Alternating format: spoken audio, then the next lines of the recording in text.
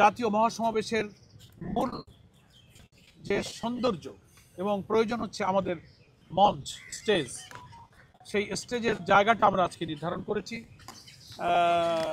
100 feet by 36 fit পরিমাপের একটা বিশাল মঞ্চ, অত্যাধুনিক এবং যাবতীয় সুব্যবস্থা সহকারে। সামনে পিছে এলইডি, বক্তার যে লেকচার স্ট্যান্ডের আলাদা সেপারেট অ্যারেঞ্জমেন্ট, আশেপাশে মেহমানদের জন্য অন্যান্য সুবিধা সব ব্যবস্থা ইনশাআল্লাহ থাকবে। অজুর ব্যবস্থা থাকবে, টয়লেট, তারপরে এই সোহরাওয়ার্দী উদ্যানের চারিদিকে যে ব্যবস্থাটুকু আছে সেটাকে কাজে লাগিয়ে আমাদের যারা সারা দেশ থেকে এবং ঢাকা মহানগরীর লক্ষ লক্ষ মানুষ এখানে আসবেন, তাদের নামাজ, তাদের অজু, তাদের অন্যান্য প্রয়োজন কিভাবে পূরণ করা যায় আমরা সেসব পরিকল্পনা নিয়েছি এবং আজকে কিছু ব্যবস্থা আমরা দেখলাম। আমাদের মেডিকেল বিভাগও থাকবে।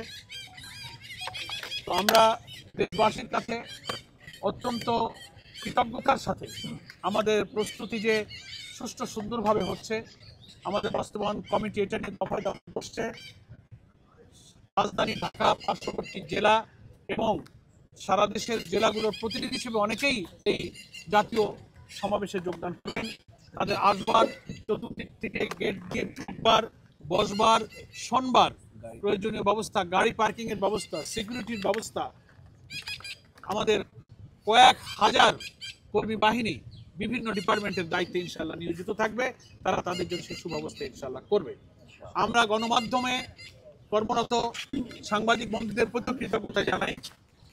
এই 19 জুলাইয়ের জাতীয় সমাবেশের প্রস্তুতির শুরু থেকেই দেশের জাতীয় গণমাধ্যমগুলো, ইলেকট্রনিক এবং প্রিন্ট সব মিডিয়াতে তারা সাধ্যমতো এর প্রচারণা শুরু করেছেন। আমরা দেশবাসীকে চারিদিক থেকে 19 জুলাই ঢাকা চলো এই আওয়াজ তুলে এই জাতীয় মহাসমাবেশ সফল করার জন্য, রাজধানীর ঐতিহাসিক সোহরাওয়ার্দী উদ্যানের সমবেত হওয়ার জন্য আজকে এই সোহরাওয়ার্দী উদ্যান থেকেই আমি দেশবাসীর কাছে উদাত্ত আহ্বান জানাচ্ছি আমাদের গণমাধ্যমের মাধ্যমে।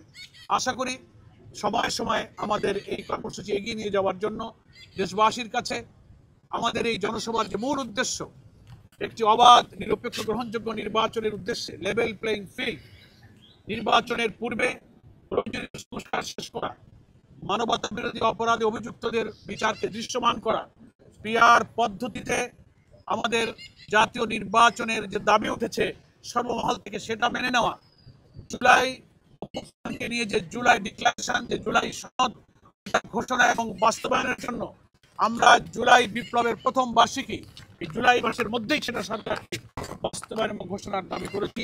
সেই দাবি এই ময়দানের জনসভা থেকে উত্থিত হবে।